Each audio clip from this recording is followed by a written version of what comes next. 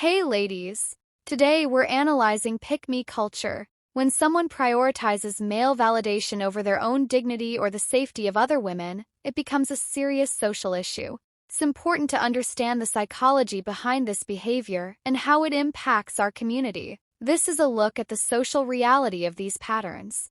I don't know who needs to hear this, but you do know your attitude will turn a man off, right? Also know men do not like women that are masculine, right? You are picking arguments all day, being petty, being disagreeable. Do not for a second think that this man is not attracted to you. It has nothing to do with that. He's not attracted to the way you are talking to him. You are being masculine. You're not being soft. You're not being feminine. Let me put you in on a little secret. No man wants to feel like they're in a relationship with another man, okay?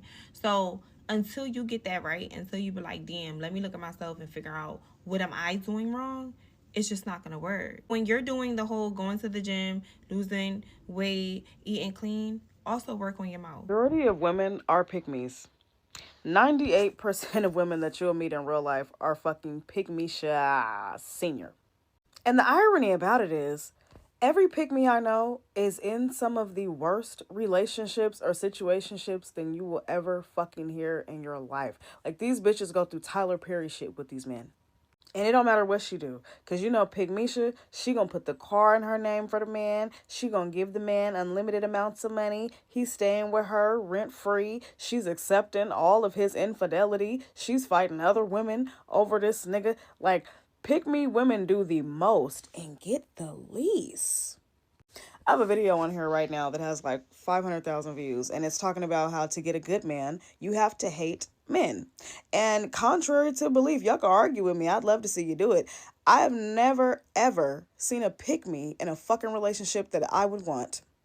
All the women that are actually in relationships worth having are the man hating bitches. They are. But that's why it's so hard for me to feel bad when Pick Misha is going through it, because it's like no matter how bad these men treat her, Pick Misha always has space, time, availability, and money for this man. Pick Misha will always have judgment for you. She will always be able to show you how rude and nasty and mean she can get. She will never show that to that goddamn man who deserves it. Like it's really ironic the ways that these pick me women are treated, and then the way that they turn around and treat other women. But yeah, anyway, like I said, 98% of women, majority of the women are fucking pick me's. That's why majority of men ain't shit. It tracks. Please listen when I tell you a male-centered woman will never be your true friend. And this is why I can't stand those conversations when people are like, oh, I'm almost this age, time to get married, time to have kids, oh, I'm doing nothing else in my life, time to jump in a relationship I'm not happy with. Stop. Okay, I know y'all hate to have these conversations because you think everybody is just a bitter, miserable hag who's single and doesn't have anybody, but it's not even about that. It's about your dignity, because what are you doing? Having people on rosters that you don't even like just for the sake of having a roster? What? I say these women will never be your friends because they only get their validation from men showing them any semblance of attention. That means when you go out, it's going to be a subtle competition of who can get the most stares, who can get the most looks. Ooh, I wonder what men are out tonight. Ooh, da da da da. Like, it's always going to be about a man. These people have no substance outside of that. And I'm sorry, I don't actually believe that. I feel like they have so much more they can dig down deep into and like learn about themselves, but they present themselves and they behave as if the only thing they have to look forward to is a man texting them something.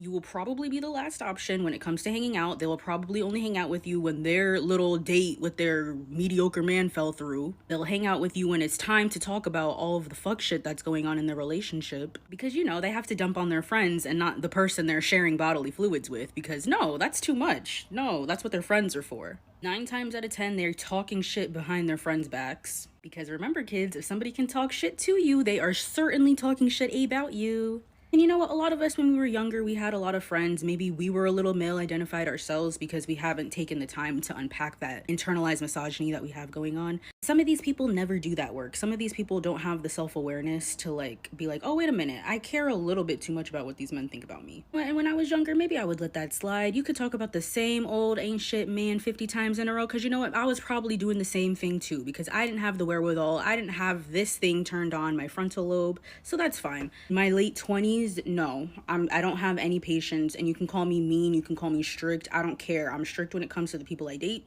I'm strict when it comes to the people I hang out with, because you're not about to talk my ear off about the same shit over and over and over again. You got it. I like mature people who care about themselves and who center themselves. So if that's you, be my friend. This behavior isn't just a personal choice, it often harms friendships. In these next clips, we'll see how the desire to be seen as the cool girl can lead to breaking trust and putting friends in uncomfortable, or even dangerous, situations just to impress a man. How do you deal with pygmishas who bully us? Just understand that they are having a tough time dealing with this dust and they're stressed out. They got to work. They got to provide for a dusty, compete with other pygmishas for dust. All they getting is dust. You be mad too. You be in a bad mood all the time too. You be bullying everybody and they come in contact with too. You know, they're just projecting.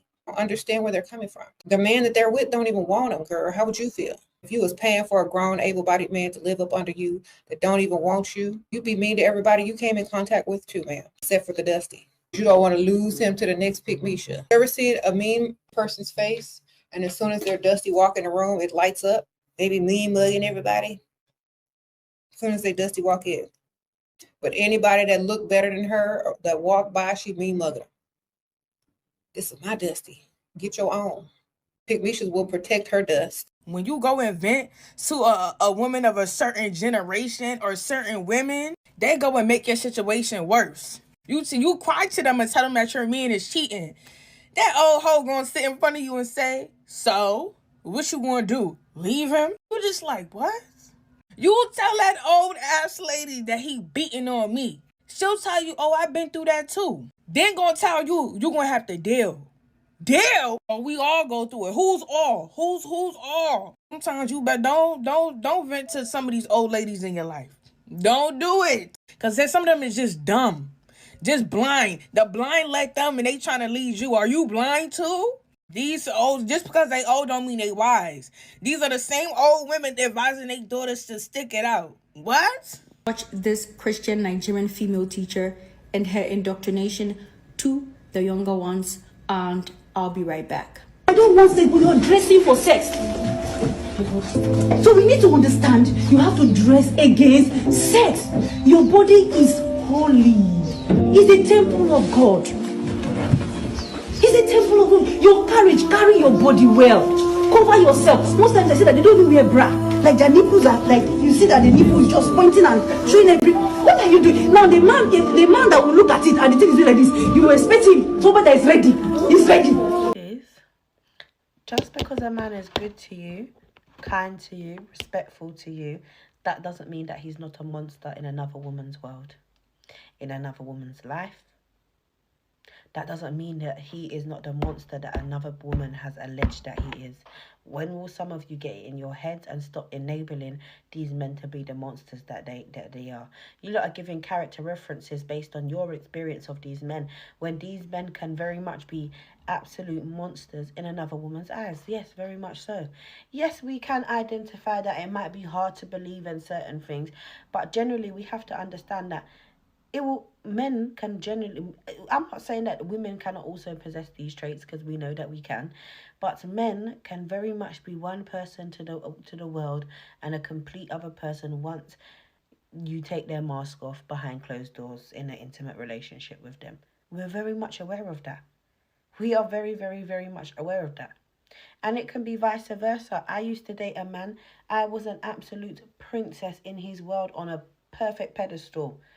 I could not believe the first time I encountered how that man treated his grandma and women in his family when I went to one of his little cousin's christenings. I couldn't believe the way, and it was a known fact amongst his family that he was quite disrespectful towards women.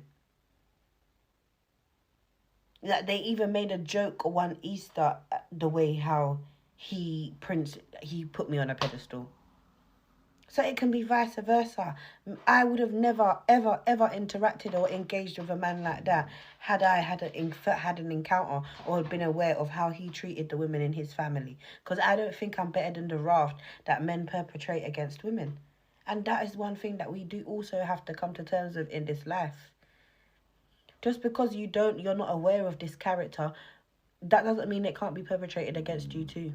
Men that treat women badly, treat women badly. The quicker some of us get it in our thick skulls, the better life may be for us. Men that treat women badly, treat women badly. They may not unravel that mask towards you. They may be able to restrain that mask towards you. However, that doesn't mean that you cannot be a victim of that raft. Because abusive men are abusive men, and the quicker you pick niches, you enabling women, get that in your heads, the better life may be, and the quicker many of these men's characters will be revealed. It's you mummers, you aunties, you cousins, you friends, you high school friends, you ex-girlfriends of these flipping monstrous men that give character references for them, that allow them to be escaped in society the way that they do. Your brother can very much be a lovely man to you and an absolute prick to the world. We've seen it. Dejon's sister came online to come and show us that her brother is this nice. Oh, he's so nice. Oh, he's a prick. We've seen it. And we've seen his mask slip day after day, episode after episode after episode. Because he is an arsewipe of a man. And many of these men are. But the people around them will vouch for them, the women especially. It will always be the women. At this stage, the mindset shifts from social competition to actual danger. When seeking approval outweighs basic safety for yourself or those around you, the consequences become severe. Analyzing these extreme cases is vital for public awareness and understanding the true risks involved. If you ever wanted to question just how dangerous pick-me's are, go look at that. Look at the comments under my last video about these bitches that want to be friends with men so bad. Y'all gonna learn y'all lesson sooner or later. But those pick-me ass bitches defending men in those comments are the same bitches that will set you up. I swear to God. They're the same bitches that if their boy best friend or their guy friend do something to you, they're gonna vouch for him. And I'm not just speaking from personal experience. I'm speaking from shit I see every day. Shit I've seen growing up. Either those bitches are gonna learn their lesson or they turn into those permanent pick-me's that eventually vouch for rapists, vouch for abusers, because they didn't see that side of him in the friendship, so that's not him. The same type of women that will invalidate your feelings, your stories, because they can always see shit from a man's point of view. You're a fucking woman at the end of the day. I've seen the worst things happen to women that trusted men as their friends. The worst. Do not get blackout drunk around these men. I don't care if you're a lesbian and you think that they don't see you that way. They even more so go for the lesbians. I'm not completely saying that men and women can't be friends, because I have friends that I see as a little brother. You understand? And I understand that dynamic. But at the end of the day, I would never put 100% my trust in a male friend. Not in nobody. But the topic is this. So when it comes to men, do not put your 100% trust in them as a friend. Men are not your... Your bald-headed grandma with the dry mac and cheese who stayed with her husband for 30 years even though he is the family toucher is not a strong woman. She's a pick-me who should have been institutionalized and earned her way back into society. Pick-me women are absolutely dangerous. They're talking about a case right now, Alexis Crawford and Jordan Jones. One of the girls helped her boyfriend after the boyfriend essayed her friend, helped her boyfriend kill her. And now she's about to spend the rest of her life in jail and somebody is dead because of it. Pick-me women are a threat and a danger to society, and we need to round them up and lock them up. I mean, it's absolutely insane. And there's different forms of pick-meism is what I like to call them. Sometimes I see it in my comments. I'll talk about a man or talk about something, and then a woman will be like, not all men. Girl, who you pandering to? They are not in this comment section. They are blocked, deleted, reported as spam, and so are you. The men that you are trying to pander to, what do you think is going to happen after they use and abuse us? They're going to go right to you. Do you think that being a pick-me makes you exempt from being used and abused? Because there's no amount of pandering, no amount of pick-meism that's going to prevent a man who seeks to mistreat you from mistreating you. And that should be common sense. But This video is a prime example of how pick-me women will literally follow a man to hell just to say she has a man. Oh, and of course, to make sure there are no other women there. Duh.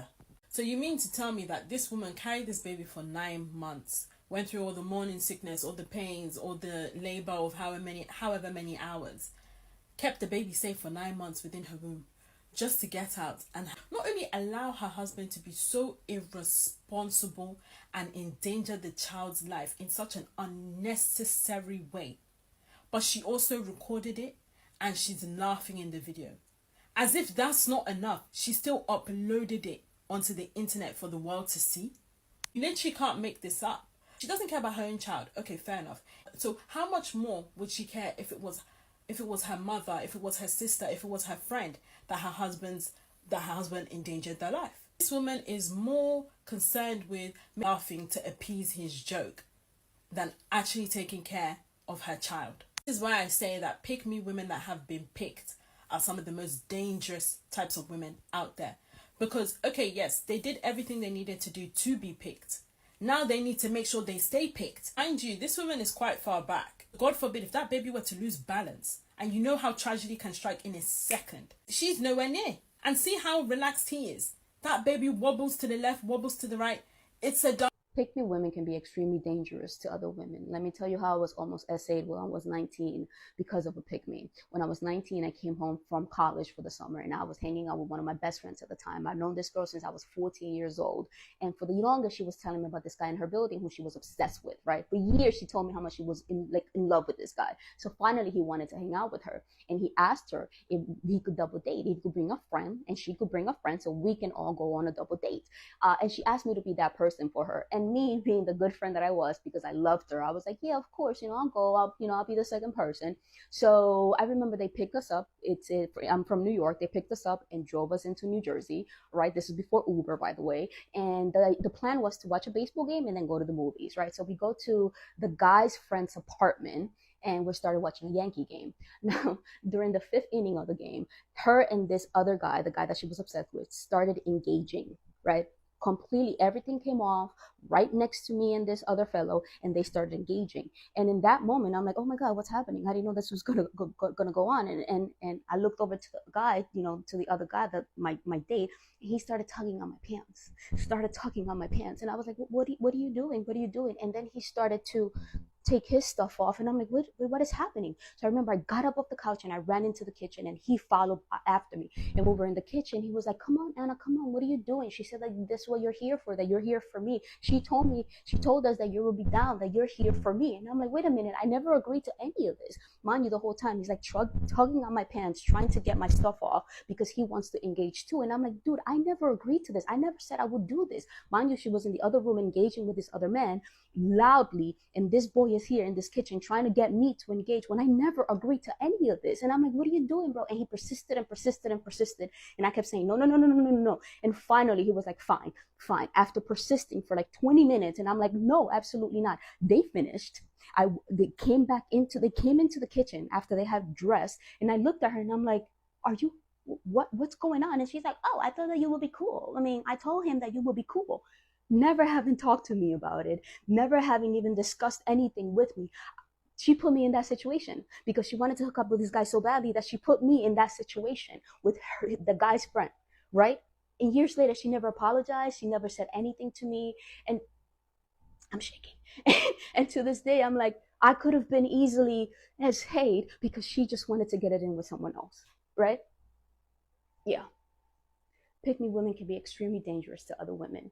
And when I watch this like coffee date discourse that's going on right now on TikTok, it reminded me of that story, because women can put other women in danger because they choose to center men, right, over their friends. They choose to center men over anyone. So the category of this topic is pick-me's are dangerous.